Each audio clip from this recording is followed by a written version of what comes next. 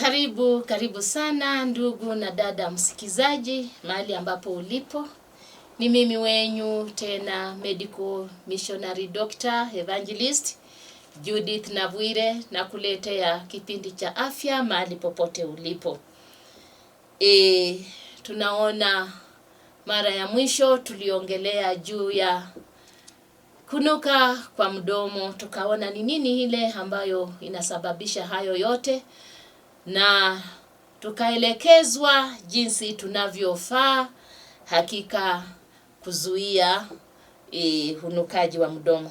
Siku ya leo ndugu mpendwa, tutaenda kuongelelea vitu viwili. Loss of sense of taste. Kuna watu wengine ambapo hata kijaribu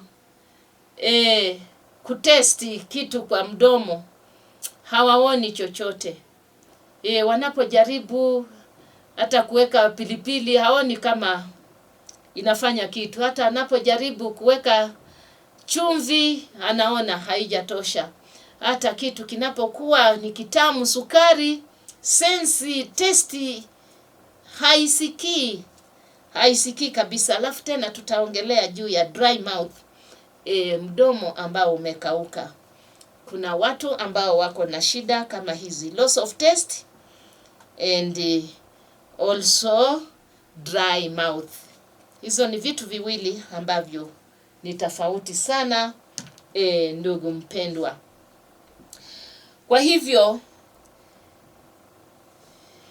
tunaona ya kuwa dalili zake, yani ile ukakamafu ama ile njia ya kutest vitu, utakuta ya kuwa mtu hana kabisa.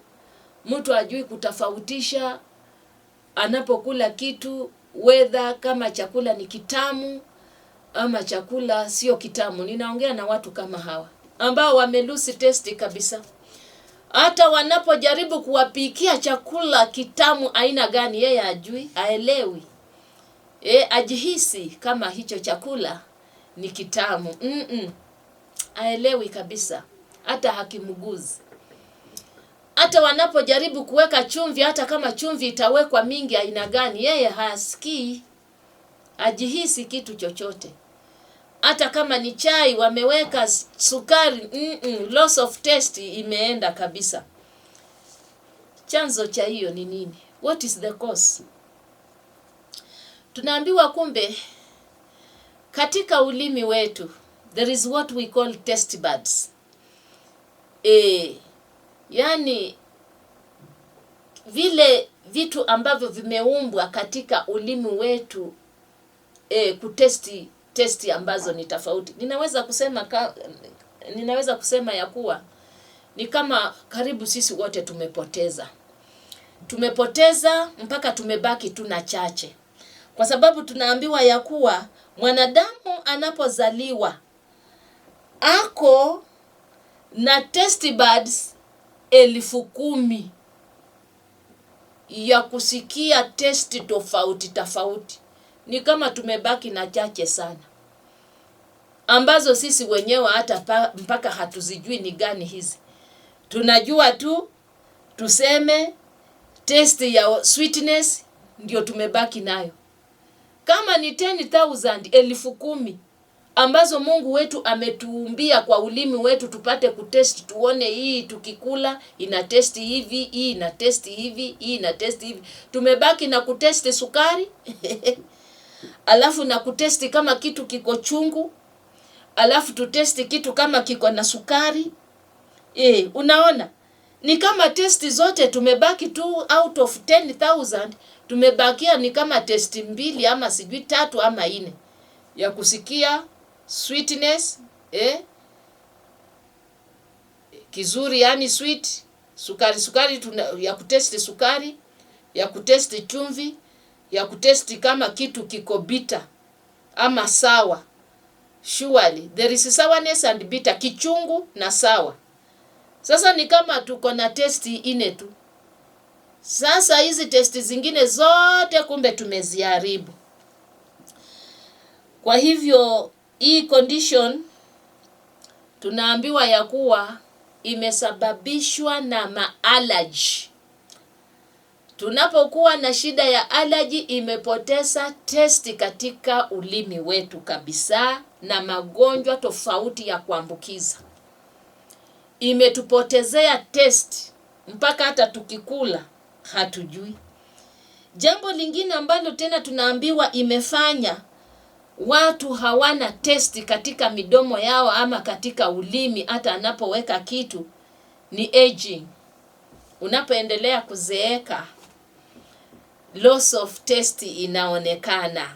Yaani unapoteza kabisa kutesti vitu. Kwa hivyo wewe unapoanza kuona unawekewa sukari au sikii, ndio unaona wazee wengi sana hata huwa wanagombana na wajukuu ama na watoto wao, ya kuwa sasa huyu anafanya tu mimi nianze tu kukunywa chai bila sukari, aniwekei sukari ya kutosha. Sukari inatosha, lakini kwa sababu ya miaka umeanza kuzeeka, hiyo sasa hali ya kutesti imeanza kupotea. Kwa hivyo wewe kubali tu ile sukari ambayo umewekewa ni hiyo, kwa sababu hata ukiendelea kuwekewa nyingi sana itakuletea madhara. Aging itafanya sasa hata mtu anapopikiwa chakula anaanza kulalamika, anasema wananipikia chakula ambacho ni maji tu. Akina hata mafuta haijashika, hata chumvi haijashika. Chumvi imeshika, mafuta imeshika, lakini kwa sababu wewe umeanza kuzeeka, ndiposa sasa wewe hauna hiyo taste. Uko na hiyo loss of sense of taste. Usikii kile kitu ambacho. Lakini mpendwa, upate kujua ya kuwa hata unapoendelea kuzeeka, usitake sana atukue na sense of taste ya sukari. Ujue ya kuwa sukari nyingi imeleta yani magonjwa mengi sana. Na tena hiyo sukari, kama wewe umeanza kuzeeka, unataka uongezewe kwa nini tu hapo, kwa kikombe hapo na hapo, haijapitishwa kwa moto, jua ya kuwa ndio umezeeka. Pengine umepitisha 70 years zile ambazo Mungu alitupa, ndio umeangalia kifo, lakini Bwana unaharakisha. Ama tena hicho kifo chako kitakuwa cha uchungu, kwa sababu utakuwa umejiongezea ugonjwa, utakuja kwa haraka sana ili upate kukuuma kitambo ukufe. Kwa hivyo wewe usije ukawa Bwana ni uzee ndio unafanya wewe usikii kama sukari wamekuwekea ama mafuta wamekukaangia vizuri, ama tena hata salt, yani chumvi. Unasema hata wamenipikia tu chakula ambacho ni kimaji tu, hata hawajaniwekea chumvi, kula hiyo. In fact tumefundisha hapa ya kuwa hata tungekuwa tunakula chakula bila chumvi, Mungu wetu aliweka kwa kila chakula kiasi cha chumvi fulani, kiasi cha sukari percentage fulani. Hiyo inatutosha na inafaa katika mwili wetu. Kwa hivyo wewe wacha kulalamika ya kuwa chumvi hajatosha nini, jua ni aging. Uzee sasa unakuelekeza hapo wewe Bwana sasa uelewi hata usikia kuwa chumvi wamekuwekea ya kutosha ama sukari wamekuwekea ya kutosha. Na utapata ya kuwa pia wale ambao wako na shida ya mapua pia wanakuwa na shida ya kutosikia kitu kinapo test. Kwa hivyo tupate kujua ya kuwa hizo vitu vimelete shida mingi. Na utakuta ya kuwa pia wale ambao hawana vitamini B ama wako na zinki, tuko na vyakula ambavyo viko na zinki, vitu kama wimbi, vitu kama chia seed, vitu kama flax seed oil, na ile ambayo hakika ni vegetables, viko na mambo ya vitamini B. Tusipo balance vyakula vyetu kwa vitamin C, B, A, B6, B2, B12, utakuta ya kuwa tuna lose sense of taste. Hata kitu kinapokuwa namna gani, hakika kitalete shida. Ndugu mpendwa, pia tumeona ya kuwa sense of taste tume lose kwa kutumia vitu ambavyo ni moto. For example, sasa kama chai, ama vile ninasema ya kuwa wataalamu wametafiti ya kuwa maji yetu inafaa iwe vuguvugu. Ni vibaya sana mtu kuwa hata kama anakunywa chai, anywe chai ambayo inachoma. Ukikunywa chai ambayo inachoma kwa ulimi wako, inaua zile sense buds ambazo hakika wewe hautasikia sense of taste katika kila kitu yote, utaua. Kwa hivyo chai yetu pia tunapoitumia, usitumie chai ambayo ni moto sana. Itumie isiwe vuguvugu chini, lakini katikati hapo, sio ile ambayo inachoma ulimi. Utakuta mtu anasipu chai mpaka anasema ye ulimi wangu umechomeka. Sasa mbona utumie hiyo chai ambayo inachoma sana hivyo? So unaona utakuwa umefanya kitu kibaya sana. Umejiletea madhara mengi sana. Hautajisikia. So ni vizuri ndugu mpendwa, hata kama ni maji tunywe ambayo yako vuguvugu vizuri kabisa, hata kama chai, hata kama ni uji. Unajua watu wengine wao wanasipu.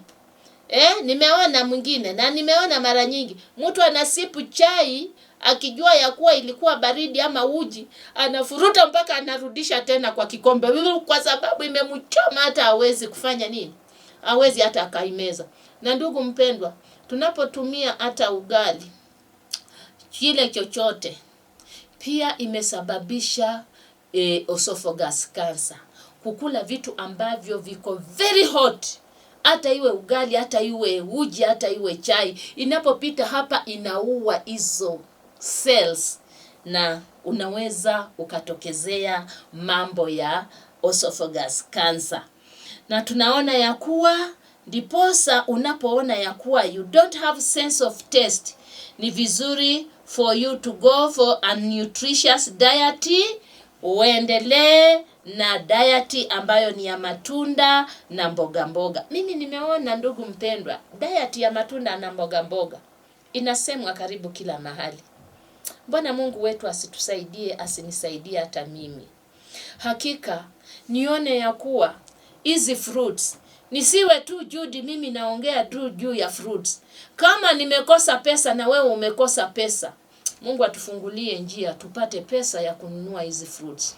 Na kama tuko na fruit kwa mti wetu kule nyumbani, tusije tukawa tunauza matunda, tunauzia wengine, tunapata pesa na sisi wenyewe tunakosa yani maadili ya matunda. Mboga, tusije tukawa tu tunauza mboga na sisi wenyewe bwana hatukuli mboga, tunauza mboga ndiposa ndio tupate samaki, tupate omeno, tupate kuku, tupate nini, tule hizi vitu. Mungu wetu anatuambia hivyo. Na vile nimesema vitamini B vinatakikana, supplement tuko nazo, na pia iwe na added seeds. Na tunaona baada ya mawiki fulani utaona ya kuwa hata hizi vitu tunapoendelea kutumia, pia ifai kutumia kwa muda mrefu. Baada ya wiki fulani, pengine ni wiki moja, kulingana vile mgonjwa huyu atakuwa nayo hasikii, tunasimamisha. Kwa hivyo ninapata waambia ya kuwa tunafaa tutumie hivi, kila kitu kiko na kiwango chake, yani duration, wakati ambao tunafaa tutumie na wakati ambao tunafaa tufanye nini, tuwache. Kwa sababu sisi ni wataalamu ambao tumesomea yani the duration and the dosage. Hata ninapokuambia ya kuwa kula chakula ambacho ni kibichi, hakifai tu ukule kwa mfululizo. Inafaa unapokula kuna wakati ambao unafika pia unastopisha. Kwa sababu pia unapofanya too much of something is also poisonous. Kwa hivyo ni vizuri katika mambo ya loss of taste, Mungu wetu anatuambia although you will have trials, yet these trials will be these trials may be only make the way more precious.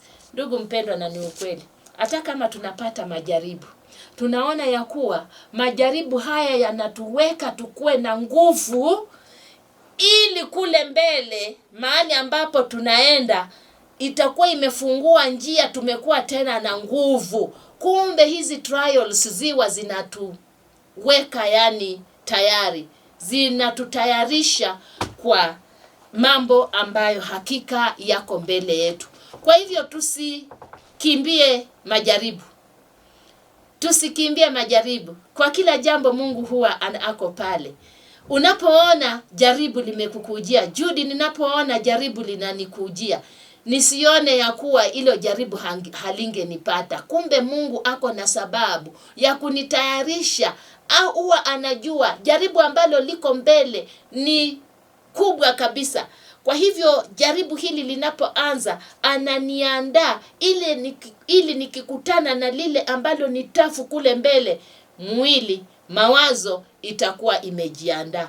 Sasa wewe mpendwa, usipotaka jaribu likuje kwako, unataka liende kwa nani? Ninakuuliza. Ni nani ule ambao wewe unataka limupate na wewe lisikupate? Kila mtu ninakwambia, kila wakati ambaye yako chini ya jua, shetani anapokuwa alitupwa hapa, anajaribu kila mtu, na especially yule ambaye ni wa Mungu, ili ndio upate kusimama na uonyeshe ya kuwa wewe na Mungu muko na uhusiano ambaye jaribu haliwezi likafanya nini? Likawatenganisha. Kwa hivyo jaribu, jua, jaribu liwe la kifo, jaribu liwe la nini, jaribu liwe la ugonjwa, jaribu liwe, Mungu wako na anatayarisha. Hakuna wakati jaribu linakuja ambapo Mungu amejificha.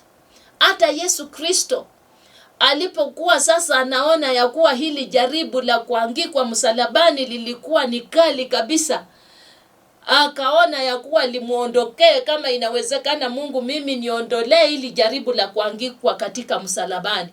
Aliona kana kwamba Mungu amemuacha, lakini ilikuwa ya kuwa Yesu Kristo afe ndiposa mimi na wewe tuamini ya kuwa amekufa kwa ajili ya dhambi yangu na wewe, ili tupate kuokolewa.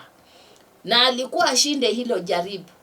Kwa hivyo tukiwa na Mungu tutashinda hilo jaribu. Tusiwache jaribu litushinde, lituweke chini. Point ya pili, yani tunapoenda kwa nini ya pili, dry mouth, mdomo ambao unakauka. Tumemaliza mambo ya sense of taste. Sasa dry mouth. Utakuta ya kuwa mdomo unaonekana umekauka kila wakati. Na hii tunaambiwa ya kuwa it is very common kwa watu ambao huwa wanaongea, public speakers, wahubiri. Yani mtu anasema anaongea paka mate inaisha. Ama tukienda kwa njia nyingine watu huwa wanasema, wale watu ambao wanapenda kugombana mtu anasema yani huyu mtu ameongea amegombana paka mate imeisha kwa mdomo, paka mdomo umekauka.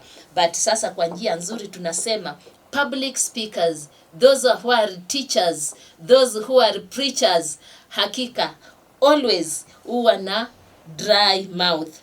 Na hizi dry mouth tunaambiwa ya kuwa hakika iko 25% kwa ni 25% ambao ni wale watu ambao wanaongea sana, hao ndio wanakuwa na dry mouth, na sio kuongea kwa kugombana, bali ni wale ambao wanaongea kikazi kama kupreach na kufundisha. Ni nini hiki ambacho tunafaa tutumie kwa dry mouths? Watu ambao utakuta watu wengine hakika wamekauka mdomo, paka hata mdomo imeanza kupasuka. If you've got dry mouth inakatika. Unapata kwenda kukula chumvi iguze hapo unasikia vibaya. Unapoenda kukula matunda ambayo yako na citrus unasikia uchungu. Very dry mouth. Na sana sana tena dry mouth inakuja wakati ambapo kuko na kiangazi. When there is a lot of dryness, kuna kiangazi, mvua hainyeshi, upepo ndio unapiga, utakuta midomo za watu zimekauka, zimekuwa nyeupe, vitu kama hivyo. Mtu kama huyu afanye nini? Tunasema ya kuwa watu wengine wamekuwa na dry mouth kulingana na yale madawa ambayo wameandikiwa hospitalini. wengi sana wamekuwa na dry mouth, pengine yeye anaendelea kutumia madawa ya hospitali kila wakati bila kusimama. Madawa haya ni kama madawa ya aina gani? Utakuta kama watu wa high blood pressure, kila siku wengine watakuwa na side effect ya dry mouth, kwa sababu haya madawa anafaa ayatumie kila siku.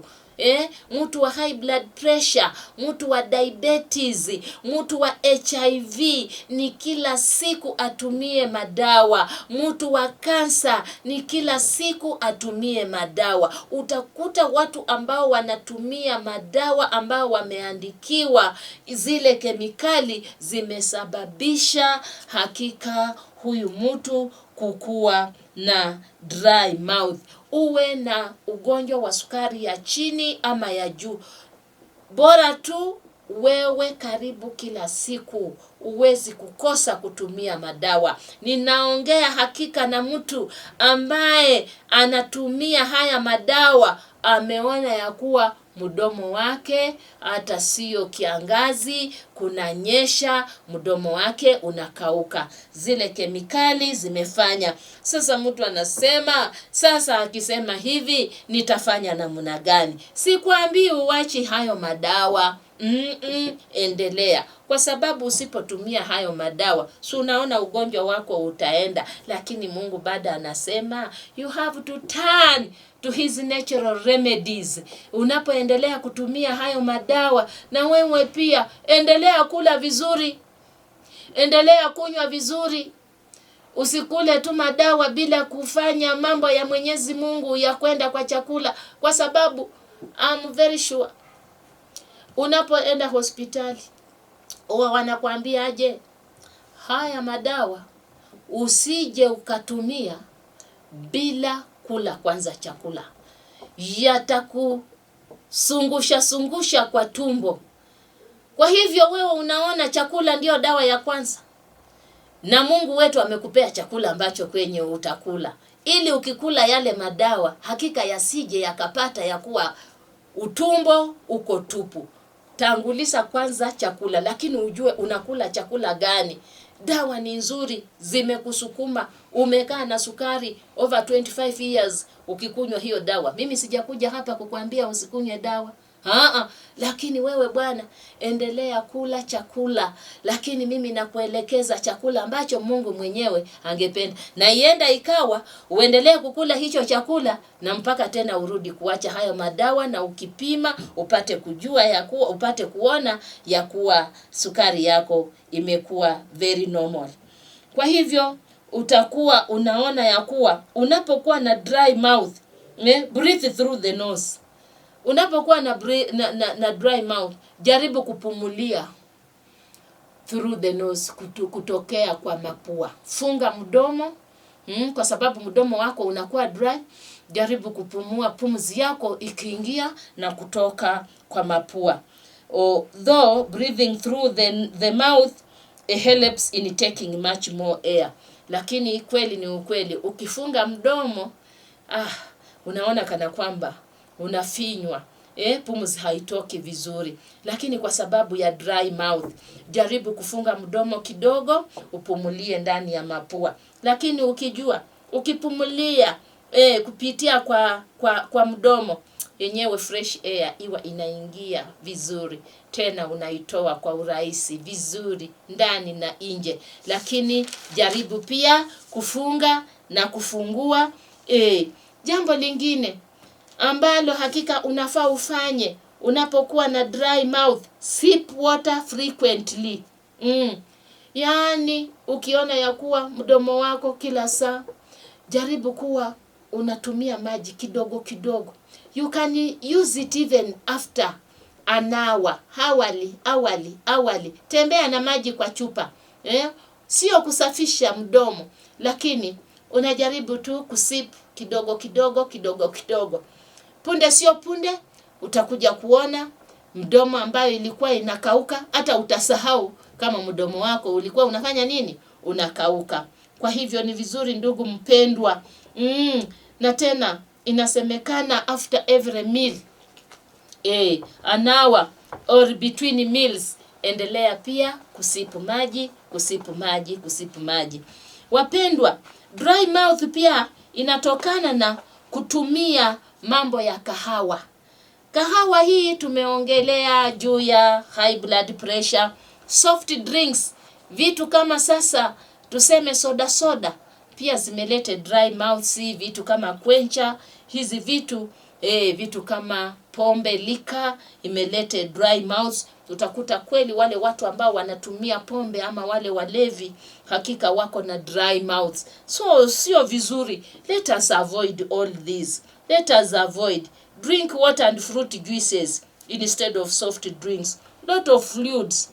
Ukipata supu hata ya mboga hiyo, kunywa vizuri kabisa. Usiwe unakunywa tu supu ya miguu ya ng'ombe, supu ya miguu ya mbuzi. No. Na sasa tuko na madawa kama echinacea inafanya vizuri sana, jabroini ni vizuri sana, aloe vera jelly ni vizuri sana, cayenne pia ni vizuri sana, ingawa mdomo imekauka na imekatika, but it is a medicine. Na tuko vile tunaichanganya hakika, na ukifuata hizi utakuja kuwa vizuri. Utatumia vitamini C, tuko na hizo matablets ambazo ni mazuri sana. Mungu wetu anatuambia nini tunapomalizia? What does our God give us or encourage us with? The most truest knowledge is found in the word of God. Yani hekima ya ukweli yote inapatikana tu kwa neno la Mungu. Mtu asije akakudanganya, na mimi nisije nikajidanganya ati mimi niko na hekima ya ukweli kama sio kutokana na neno la Mungu. Je, wewe unataka kuwa mtu wa hekima, ujisaidie kwa maisha yako na usaidie wengine? Soma neno la Mwenyezi Mungu. Nisome neno la Mwenyezi Mungu. Ninapoongelesha mtu, nimuongeleshe neno ambalo hakika limetoka na Mungu mwenyewe, sio kwa akili zangu. Hakuna mtu mwenye ako na akili zake kama hizo akili hajazitoa kwa Mungu, na Mungu ndio neno la Mungu. Watu wamejiundia akili ati sijui mimi niko na akili, mimi niliumbwa na akili. Wewe uliumbwa kuliko wengine. Hekima yote tunaitoa kwa akili ya Mwenyezi Mungu. Wapendwa, kama tungekuwa tunatumia neno la Mungu, tungekuwa na hekima ambayo inaelekeza watu vizuri kabisa. So in the Bible, in its simplicity there is eloquence. It is a path to eternal life. Apart from kukuwa na hekima ya hapa duniani, hakika katika neno la Mungu ambalo ni Biblia linatuelekeza kwa uzima baada ya hapa. Ndugu, baada ya hapa tuko na mahali ambapo Yesu Kristo alienda kutuandalia makao pale juu mbinguni. Katika neno la Mungu ndio tutajua that we are here just for a while, and then next time we are going to eternity. Na Mungu wetu apate kukubariki. Ni mimi wenyu Judy Nabwire. Siku ya leo nimeongelea nini? Mambo ya loss of taste na hali tena ya dry mouth. Fuata haya mambo kabisa, na hakika utaona ya kuwa Mungu anakuponya bila wewe kutoa hela. Lakini kama wewe ni mgonjwa, njoo, tuko na dawa. Hii ni hali tu ya kuprevent. Prevention is better than cure. Lakini kama kwa sababu wewe ni mgonjwa, tayari wewe ni mgonjwa, unatakikana matibabu, utakuja kwetu. Kwa hiyo hali yote tupate kukutibu, na namba yangu ndio hiyo iko hapo. You can contact me on any ailment. May God bless you. Amina.